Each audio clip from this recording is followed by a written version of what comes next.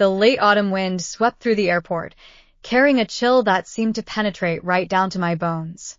Yet he told me, with the most casual tone imaginable, that we needed to take some time apart before the wedding, so he could feel at peace about heading off on a 6-week European trip with his college classmate.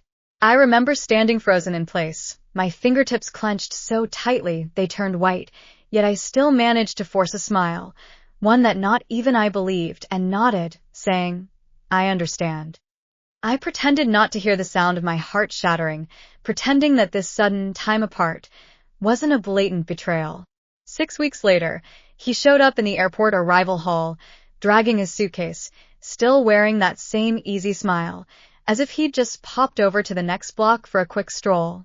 He affectionately called me baby, waiting for me, just as I'd done countless times before, to take his luggage and patiently put up with all his little quirks. But little did he know that those 6 weeks of utter darkness had already worn away the last remnants of my love for him, and had also made me see clearly the truth about our relationship. On the day of the wedding, sunlight spilled across the lake, casting shimmering reflections on its surface. His family, dressed in their finest attire, brimmed with anticipation, eager for me to play the role of the perfect bride. As I stepped onto the red carpet in my high heels, each step felt like treading on a pile of lies from the past. Under the gaze of everyone present, I stopped dead in my tracks, locked eyes with his stunned expression, and uttered clearly the words I'd been holding back for 6 long weeks. "This wedding is off." The sound of his mother gasping sharply cut through the silence. The low murmur of his sister's curse was distinctly audible. And there he stood, frozen in place, finally realizing that the woman he'd always believed would wait patiently for him, no matter what, would never look back again. My name is Alicia Voss, and this is the lesson I've learned.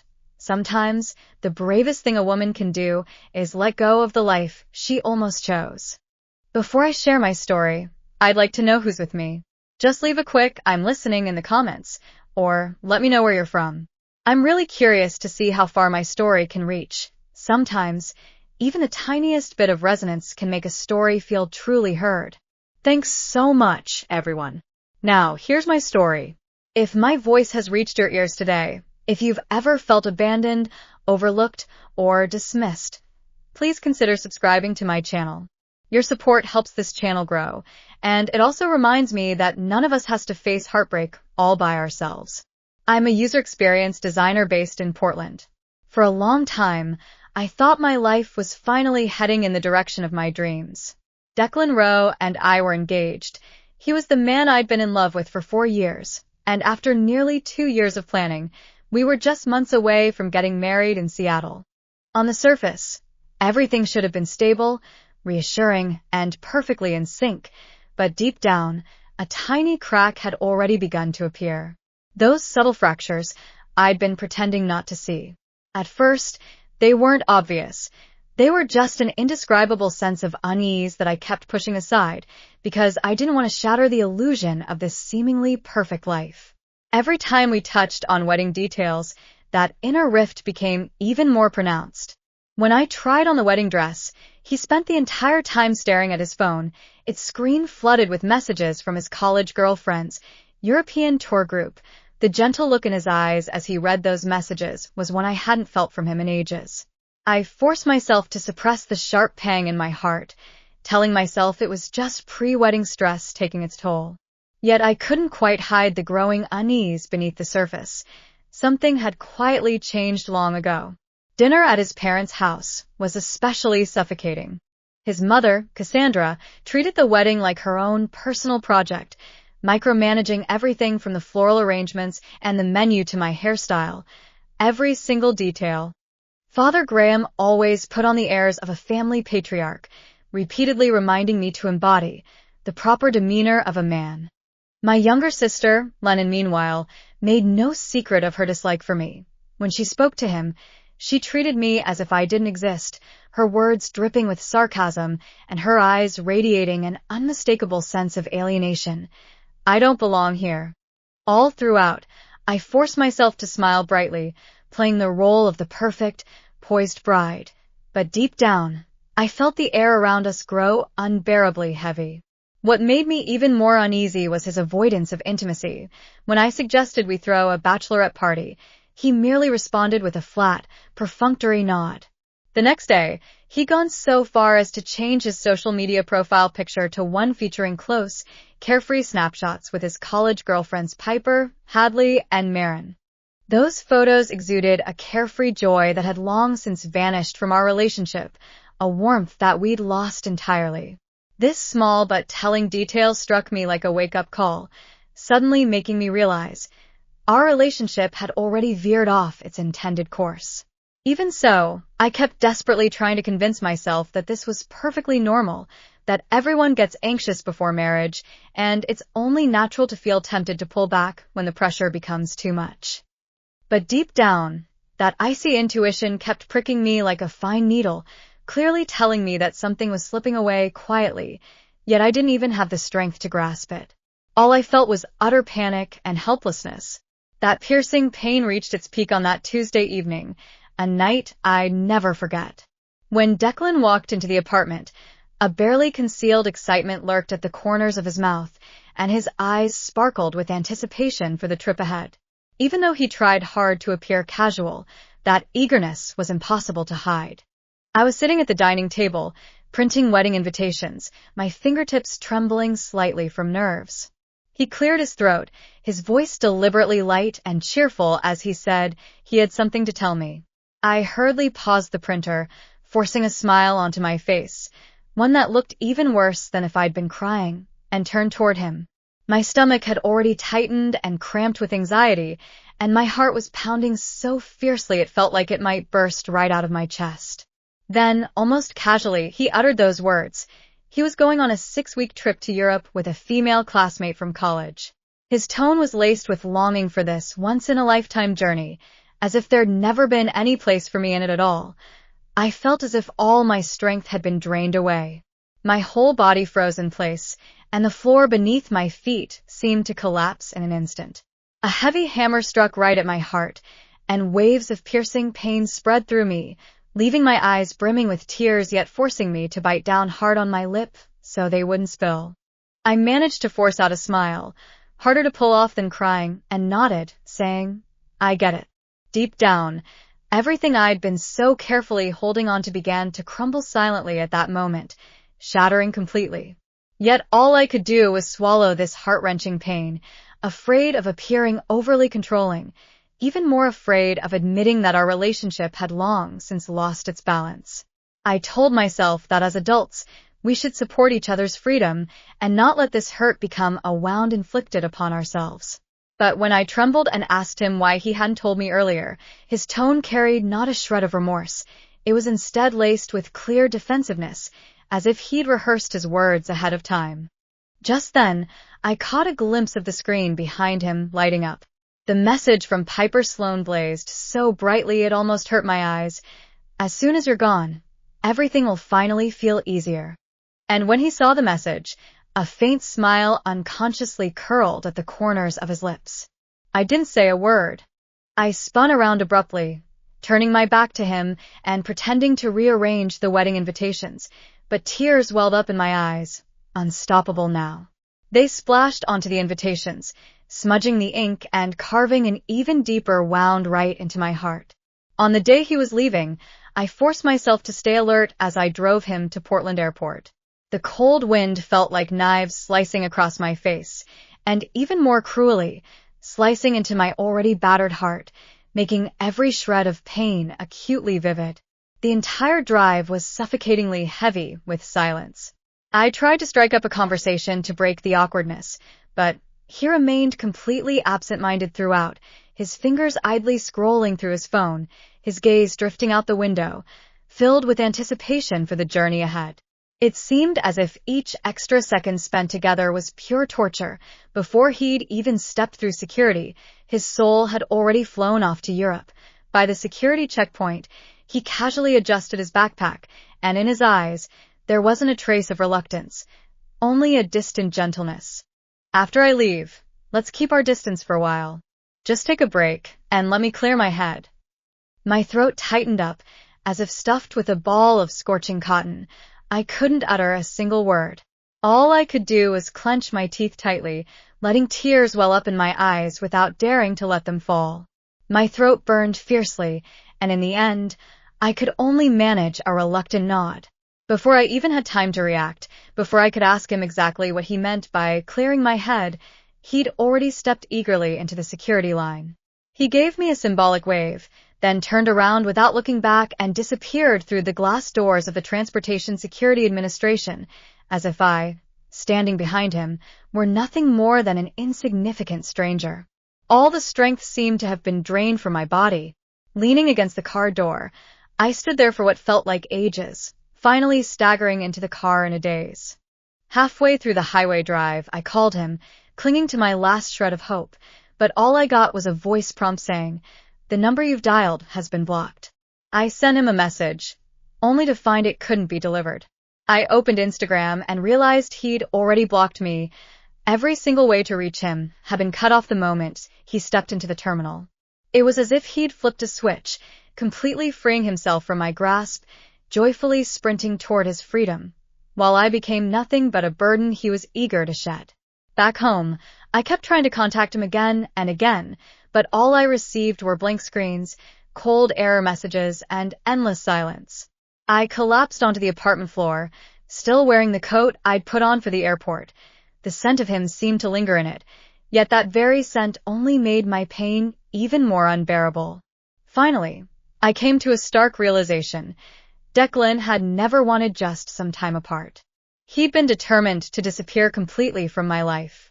The line between separation and breakup is as thin as a razor blade, and he'd already crossed it without a second thought, leaving me alone to bear, right there in place, the sudden betrayal and heartbreak. Even so, I still clung to a sliver of self-deceptive hope. Maybe he'd just been overwhelmed by wedding stress. Maybe he'd change his mind once he got to Europe. Maybe he'd reach out to me on his own. Maybe it was all just a big misunderstanding. At that time, I had no idea that those 6 weeks of silence were only the beginning of an even greater catastrophe, a catastrophe that would utterly shatter my feelings for him, for us, and even my entire sense of self. In the first week after our farewell at the airport, I felt as if I'd been plunged into ice-cold water, cold and painful, lost in an endless thick fog. By day, I forced myself to go to work, but as soon as night fell, I'd curl up on the sofa, weeping uncontrollably, flipping through our old photos together. Each photo pierced my heart like a needle. All attempts to reach Declan ended in failure. His phone immediately switched to a frustrating error tone. My messages went unanswered, and the access denied prompt that popped up on social media utterly trampled my dignity. I even started wondering whether I still counted as a fiancé. Was I just foolishly waiting for an answer that would never come, or was I merely some joke he'd quietly abandoned, yet expected to disappear on my own? It wasn't until later that I realized, while I was falling apart from heartbreak over him, he was out laughing joyfully with his friends on the streets of Europe, carefree and thoroughly enjoying his freedom without me. On the 5th day, I made a mistake. I opened Instagram. Piper Sloane had posted a photo from Florence. Declan had his arm around her, Hadley was leaning against his other shoulder, and Marin was smiling off camera. They're in a rooftop bar, the sun setting behind them. They're holding wine glasses in their hands, leaning close to each other, looking utterly carefree and free. The caption reads, "Some people have finally broken free from their cages." My heart sank. Could that cage possibly be me? I stared at the photo until the edges of the image blurred, unsure whether I felt more heartbroken or more furious. Then another photo appeared, a shot taken in front of the Florence Cathedral. Declan was wearing the silver necklace I'd given him on our 3rd anniversary. I zoomed in to double-check, and suddenly my chest tightened. If he really wanted to let me go, why would he still be holding on to something I'd given him, a thing he'd once treasured so deeply? This contradiction disturbed me even more than any photograph could. I wanted to believe there was meaning behind it all, but I also knew that people tend to hold on to mementos from lives that no longer belong to them. For the next few nights, I barely slept at all. Eventually, the exhaustion caught up with me at work. I collapsed in the break room without even realizing my knees had gone weak. When I came to, My friend Nova was leaning over me, her face etched with deep concern.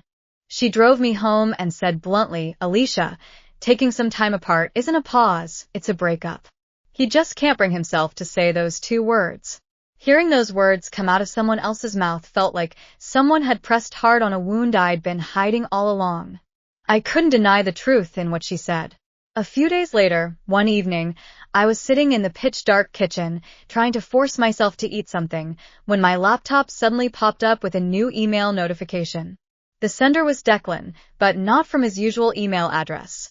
Instead, it was from a backup account I'd only seen once, years ago. "If you push him too hard, he'll only run farther away. Give him some space." It was as if I'd somehow driven him to flee halfway across the globe. Lennon posted a cryptic, mocking status update on social media. "Some women just don't know how to keep a man around." She didn't mention my name, but everyone knew exactly who she was talking about. I didn't reply, not that I had any energy left to do so. Later that week, Alara came to see me.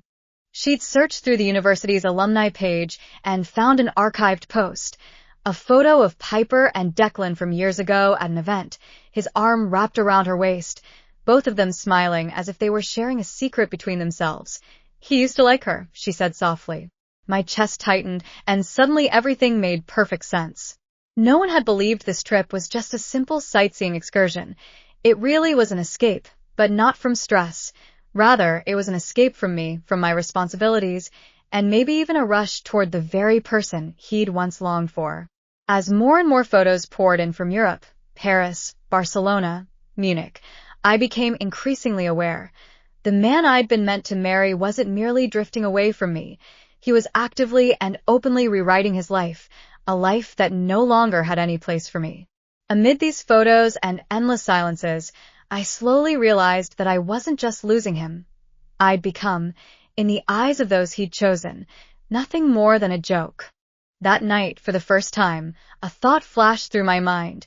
Maybe this wedding shouldn't have happened at all, but I'm not ready to face this truth yet.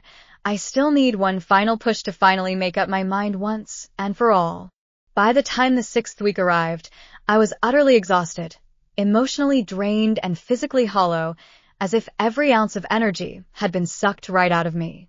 One morning, staring at the untouched coffee cup in front of me, I suddenly realized that I'd spent more time justifying Declan's behavior than I had spent sleeping or eating combined. Then, a painful truth came into sharp focus. I'd been planning a wedding all by myself, while that man had long ago, and without a second thought, walked away from our lives.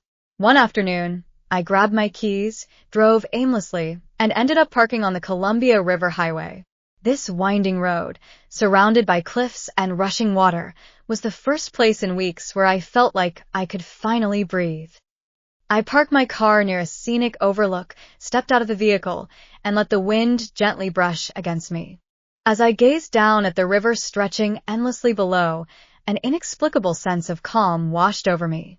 I found myself picturing the wedding day, the vows we'd exchanged, the future we'd once imagined building together. But instead of joy, I felt only a sharp pang that spoke volumes. Declan had been gone from my life for 6 weeks already. Was I really willing to tie myself forever to someone who could so effortlessly erase me from his world? Back in Portland, reality hit me hard once again. I opened our shared Google Calendar and discovered that Declan had kept all the wedding reminders and even replied to the invitation for the vendor meeting, as if nothing had ever happened, as if he hadn't blocked me, disappeared, or spent 6 weeks partying wildly across Europe. Then I saw the emails between him and the wedding planner. He'd been sending her messages constantly, updating her on travel delays and adjusting the schedule accordingly. He didn't come back for me. He came back for that wedding facade he wanted his family to see. That realization hurt me more than any photograph ever could. For the first time in weeks, I made a firm decision. I emailed the Crescent Lake Inn to cancel the venue reservation, then followed up with the florist, the DJ, and the photographer. I deleted the entire wedding folder from my computer, and when I hit the final delete button, my hand was trembling. It felt like letting go of a future I'd been clutching onto too tightly. But the relief that came afterward was real, the very first breath that didn't sting. The wedding planner called to confirm the cancellation. When she asked for the reason, I simply said, the bride changed her mind. There was a brief pause on the other end of the line. Then she sighed softly and said something she thought I should know. Several months ago, Cassandra had reached out to her privately, asking about the procedures to follow if the bride's role needed to be adjusted. My heart sank.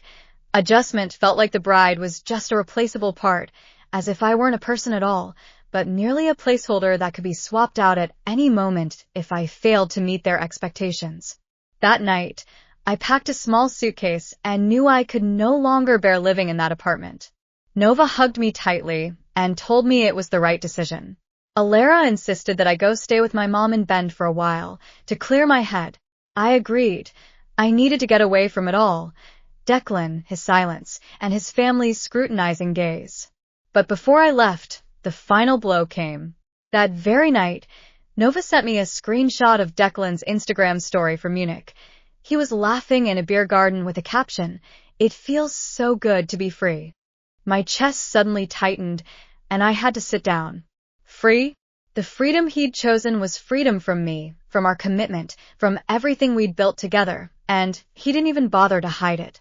At that moment, I realized there was nothing left to salvage, no reason to keep holding on, no future worth saving.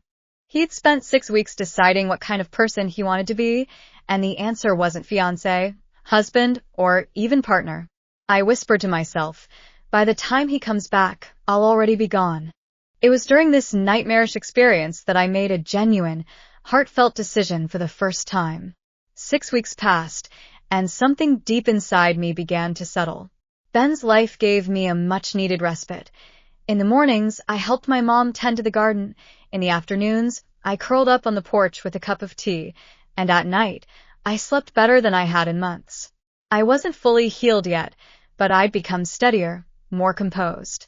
So when, one quiet morning, a call from an unknown number lit up my screen, I never imagined it would shatter this newfound peace.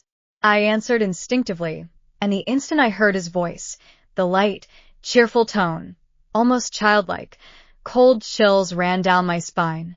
Declan's tone was as if he'd just been on a weekend trip, rather than having vanished for 6 whole weeks. He said he'd arrive in Seattle Friday morning and asked me if I could meet him at the arrival hall. Then he gave a little chuckle, as if we'd been chatting all along. I didn't feel angry. Instead, I felt a deep numbness mixed with disbelief. I told him that none of this had anything to do with me anymore. The silence on the other end of the line was brief yet heavy, as if he couldn't quite grasp what I'd said. Before he could even react, I hung up and blocked his number. But Declan's world simply couldn't exist without backups. That afternoon, Cassandra texted me, asking what time she should be ready for the rehearsal dinner. Graham sent a long message accusing me of disappearing at a critical stage of wedding preparations, of being irresponsible. Lennon kept trying to video call, growing more and more frantic each time, as if she truly believed she could somehow summon me back to obey. I didn't reply to a single one of them. I was no longer the character in their script. That night, out of habit, I checked my email and found a new message from the wedding planner. Earlier that day, Declan had emailed her, saying he needed to adjust the preparation schedule because he'd been on a lengthy business trip and might have to catch up on some details. I read the email twice, utterly stunned. How could he have kept an entire European trip hidden from his own family, using work as an excuse to cover up his actions? And it was precisely those same family members who'd left me to face the blame all by myself. This wasn't just abandonment, it was layer upon layer of deception. For the first time, I finally came fully awake and calmly announced in the family group chat, "The wedding is off, and Declan and I have broken off our engagement." As soon as I hit send, the accusations and panic from the Luo family flooded in. Cassandra claimed I'd hurt him with unrealistic expectations. Graham pressured me to step up and solve this, and distant relatives chimed in with their own unsolicited advice. I'm finally speaking the truth. After he picked me up at the airport and then blocked me for 6 weeks, he went wild in Europe while pretending to keep up wedding preparations. The group chat instantly fell into dead silence. A few moments later, Lennon blasted me, calling me emotional and manipulative, and claimed that Declan had been forced to leave precisely because he described me as highly controlling. Even his close friend Mark sent me a private message, defending him by saying I'd been too demanding and that he'd simply needed to escape. This absurd explanation, oddly enough, brought me complete relief. Declan hadn't been running away from pressure, he'd been running away from responsibility. He'd long since brainwashed everyone around him, turning me into the villain in his own story. I finally understood. I'd never belonged in his world, and I no longer wanted to belong there either. As I was packing my bags in Bend, the post office informed me that a letter had arrived from Seattle. My heart sank. I drove over to pick up the envelope and immediately recognized his deliberately neat handwriting. My stomach churned violently. Inside the letter, he feigned an apology, blaming his trip and silence on wedding stress and feeling overwhelmed.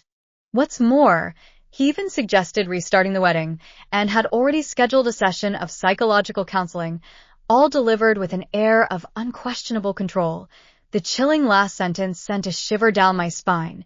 He still had the key to my Portland apartment and had stopped by a few times on his way, just to see if I was home. The very same man who'd blocked all my contact channels was secretly spying on my place. Just thinking about it makes me feel sick to my stomach. Before I could even process this revolting revelation, Cassandra suddenly drove all the way from Seattle, showing up on my mom's porch as if she'd always had every right to be there. She forced me to talk about family reputation, accusing me of emotional cancellation of the wedding and walking away without so much as a word. She claimed I owed the Luo family an explanation. My mom tried to shield me, but I signaled her not to intervene, calmly laying out the truth. Cassandra refused to believe a single word, leaving with a stiff smile and icy demeanor. That night, Alara called me urgently, sending me a private photo from Piper. Declan was lounging in a beach chair on Santorini, with Piper nestled comfortably against his shoulder. Turns out he wasn't running away, he was just living a life without me, only he didn't have the courage to admit it.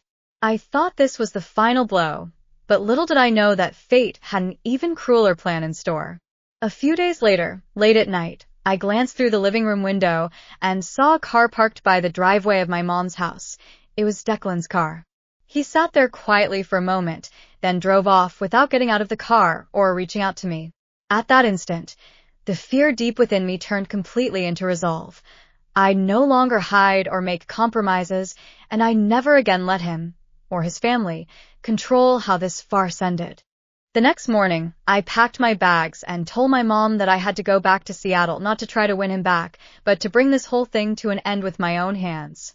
Declan could keep spinning his lies.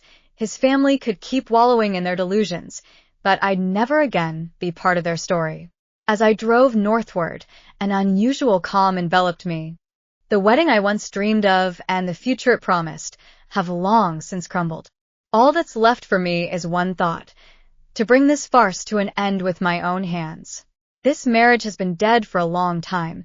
Now it's time to bury it for good.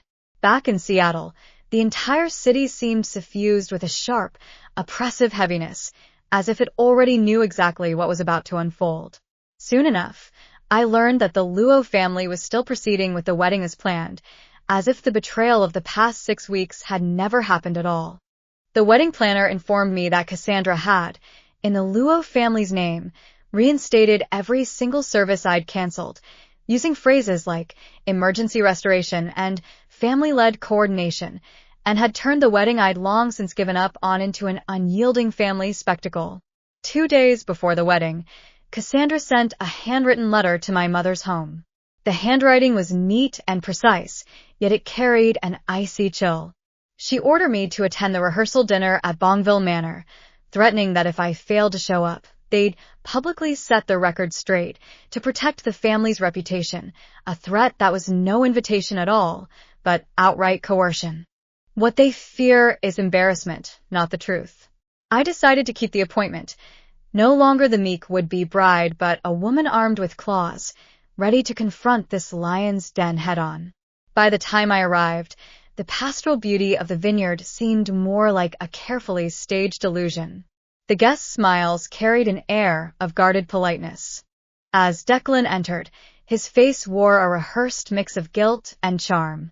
Cassandra and Graham immediately stepped between us, determined to prevent any one-on-one confrontation between him and me. During dinner, he rose to apologize, twisting our European trip into a mere way to relieve wedding stress and turning his 6-week disappearance into a period of self-reflection and growth. He even spun a lie about returning out of love. His entire speech was flawless yet utterly hollow, pure fabrication. I stepped forward and asked for the floor. He visibly relaxed, and the guests held their breath, waiting for the heartfelt moment. I took the microphone, my voice calm, yet firm as I laid bare the truth. He hadn't needed space. He'd needed to block me and spend 6 weeks reveling wildly in Europe with someone else. After I came back, they actually expected the wedding to go on as planned, and even colluded with my family to blackmail me using my reputation. There were no screams or tears, only the crushing blow delivered by the stark truth. A few weeks later, I moved to Denver and started a new life. Looking back now, all I feel is gratitude. That broken wedding put an end to the old me, the one who'd always just tolerated and sacrificed myself. Before, I'd thought love meant enduring and giving in. But it wasn't until that day standing in the parking lot that I finally understood. True love never asks you to give up your voice or your dignity. If it does, then it's nothing but a trap disguised as self-sacrifice. When I first arrived in Denver, sadness would often strike unexpectedly, not because of the loss of Declan, who'd already vanished long ago, but because of the person I'd been, someone who'd given too much and forgiven too quickly. Yet gradually, that sadness began to transform into gratitude. Gratitude for this forced awakening. Gratitude for having mustered the courage to say no. Freedom sometimes comes in the form of humiliation, but once the dust settles, you'll realize you've never really lost anything. You've simply rediscovered everything you'd ever truly possessed. If you're listening to my story right now, maybe you've had a similar experience too. Maybe you're carrying a burden that others can't see, or perhaps you're still trying to convince yourself that treating yourself with the bare minimum is enough. If that's the case, let me tell you this. When you choose yourself, truly choose yourself, the world will open up to you in ways you could never have imagined. Before I wrap up, I'd love to know who's still with me. Just leave a quick "I'm listening" in the comments, or let me know where you're watching from. Knowing that there's someone out there sharing this moment with me means more to me than words can express. And if my story has touched something deep within you, reminded you of your own worth, or simply made you feel less alone, please subscribe to this channel. Not out of obligation, but because stories like these deserve a home, and voices just like yours are what keep this space alive. Thank you for listening. Thank you for being here with me. No matter what you're going through, may you stay away from anything that hurts you and move toward a life that finally makes you feel free.